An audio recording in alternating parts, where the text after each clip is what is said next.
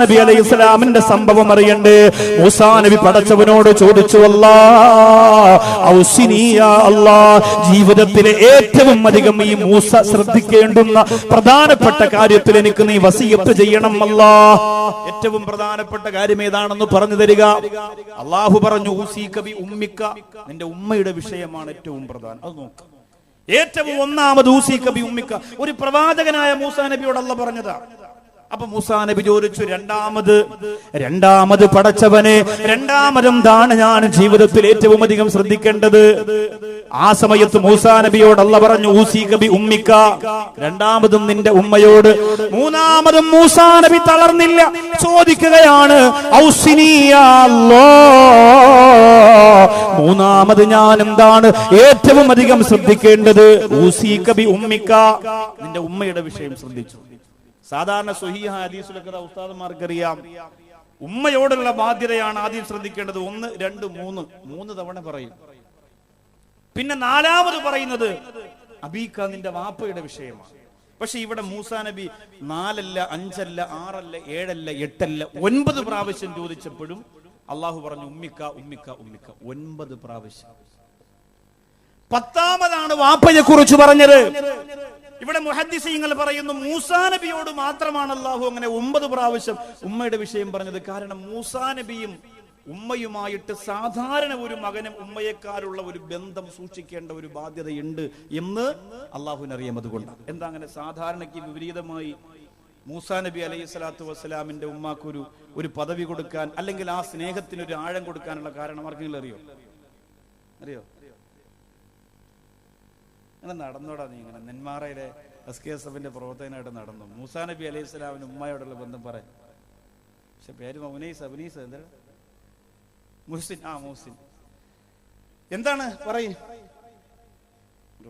മുമ്പ് വന്നിരുന്ന കുഴപ്പമാണ്. ഞാൻ പറഞ്ഞില്ല, ഇയാൾ ഇടയ്ക്കിടയ്ക്ക് ഇങ്ങനെ ചോദിക്കൂടാ, വെറുതെ നമ്മൾ സിറ്റും കിട്ടിയില്ല അല്ലേ? അത് രസമല്ലേ? അത് സന്തോഷമല്ലേ? ഒരു ആനന്ദമാണ് ജീവിതത്തിൽ. അങ്ങനെ ഒരു അനുഭവം ഉണ്ടാകുമ്പോൾ ഞാൻ പറഞ്ഞു എന്നൊക്കെ പറയുമ്പോൾ ഒരു സന്തോഷം മനസ്സിൽ തോന്നും. ഉമ്മായി പിരിഞ്ഞ് കഴിയേണ്ടി വന്നു മൂസാ നബിക്ക്. ചെറിയ പ്രായത്തിൽ മൂസാ നബിയെ പെട്ടിക്കകത്തടച്ച് ഒരു ഉമ്മ ഒഴുക്കിവിടാണ്. ഇന്നത്തെ ഉമ്മമാരോടത് പറഞ്ഞാൽ അവർക്ക് വേദന വരില്ല. കാരണം മക്കളെ കളഞ്ഞിട്ടാണ് കാമുകന്റെ കൂടെ ഓടുന്നത്. അത് വേറെ വിഷയം, അത് പറയുന്നുണ്ട് ഞാൻ. അതുകൊണ്ട് അവർ പെട്ടിക്കൊക്കെ തടച്ചിട്ടില്ലേ? സുരക്ഷിതമല്ലേ ഉസ്താദെ? സൂക്ഷിക്കാൻ പ്രയാസമൊന്നും ഇല്ലല്ലോ, നമ്മൾ കൊന്നിട്ടല്ലേ പോവാ, അതല്ലേ ടെൻഷൻ എന്ന് പറയും അല്ലേ? ചരിത്രം പറയുന്നു മൂസാ നബിയെ കുറിച്ച്. ഒരു നാളിൽ മൂസ ജനിച്ച് ഉമ്മ തനിച്ച് ഖേദം ഭവിച്ച് ഒരു പെട്ടിയിലാക്കി മോനെ നൈലിലൊഴുക്കുന്നേ. ഓളങ്ങൾ താലോലിച്ച് ഒഴുകി വരുന്നൊരു പെട്ടിയുമന്ന് ഓമൽ പൂ ആസിയ ബീവി കണ്ടു തുറക്കുന്നേ. ഓളങ്ങൾ താലോലിച്ച് ഒഴുകി വരുന്നൊരു പെട്ടിയുമന്ന് ഓമൽ പൂ ആസിയ ബീവി കണ്ടു തുറക്കുന്നേ. എത്ര രസമാണ്! ഇന്ന് ആ പാട്ടൊന്നും കേൾക്കാനില്ല അല്ലേ? ഇന്ന് ബുറുദയാണെങ്കിലും യോ യോ എന്നാണ് അല്ലേ? മൗലായുടെ മൗ മൗ യോ യോ എങ്കിലേ ആളുകൾക്ക് താല്പര്യമുള്ളൂ, എങ്കിലേ ഇഷ്ടമുള്ളൂ. അതിനൊക്കെ മാറ്റണം അല്ലേ? ബുറുദയൊന്നും അങ്ങനെ ചെല്ലരുത്. മജ്ലിസുൻ നൂറിന്റെ ബൈത്ത് ഇനി അങ്ങനെ ആക്കരുത്. ഇപ്പൊ നല്ല ശൈലിയിൽ തുടർന്നുകൊണ്ടിരിക്കുന്നു. പാലക്കാടൊക്കെ ആജാദരമിയൊക്കെ അത് ഉഷാറായിട്ട് നടത്തും. പക്ഷെ ഇടയ്ക്കിടയ്ക്ക് പിന്നെ കുറച്ചങ്ങോട്ട് ആളൊക്കെ കൂടുമ്പോ ആജാദരമി യോ യോ ആവരുത്. ആജാദരമി ആവൂല ആരായാലും.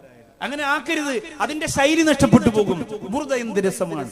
ബുറുദ ഡാൻസ് അല്ല, ബുറുദ സിനിമാറ്റിക് ഡാൻസ് അല്ല. ബുറുദ എന്ന് പറഞ്ഞാൽ ബ്രേക്ക് ഡാൻസ് അല്ല.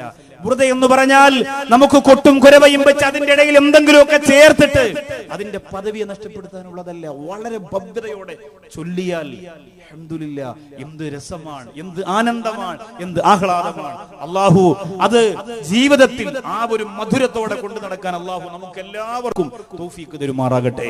അപ്പൊ മൂസാ നബി അലൈഹി സ്വലാമിനോട് അള്ളാഹു പറഞ്ഞു 9 പ്രാവശ്യം ബി ഉമ്മിക്ക ബി ഉമ്മിക്ക ബി ഉമ്മിക്ക ബി ഉമ്മിക്ക, 9 പ്രാവശ്യം. 10ാമത്തെ പ്രാവശ്യമാണ് പറഞ്ഞത് അബീക, നിന്റെ വാപ്പയുടെ വിഷയത്തിൽ നീ ശ്രദ്ധിക്കുക.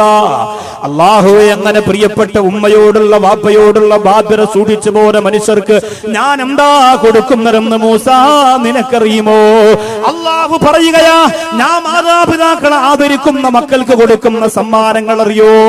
ഉമ്മാക്ക് വേണ്ടി ജീവിക്കുന്ന മക്കളെ, വാപ്പാക്ക് വേണ്ടി ജീവിക്കുന്ന മക്കളെ, മാതാപിതാക്കളെ മനസ്സിന്റെ ഉള്ളിൽ വെച്ചുകൊണ്ട് നടക്കുന്ന ചെറുപ്പക്കാരാ, സിനിമാ നടന്മാരെ എന്റെ ചങ്കാണെന്ന് പറയുന്ന ബ്രോ എന്ന വിഭാഗത്തിലെ ചെറുപ്പക്കാരാ, ന്യൂ ജനറേഷൻ എന്ന് ഓമന പേരിട്ട് വിളിക്കുന്ന, കണ്ടാൽ ഏറ്റവും വലിയ വൃത്തിഹീനമാരെ കോലം കെട്ടിയ മുടിയും പാന്റും ഷർട്ടും ഒക്കെ ഇട്ടിട്ട് സിനിമാ താരങ്ങള്, കായിക താരങ്ങള്, രാഷ്ട്രീയ നേതാക്കന്മാരെ നെഞ്ചിനകത്ത് വെക്കുന്ന ഞാൻ അവരുടെ ചങ്കാണ് എന്ന് പറഞ്ഞു നടക്കും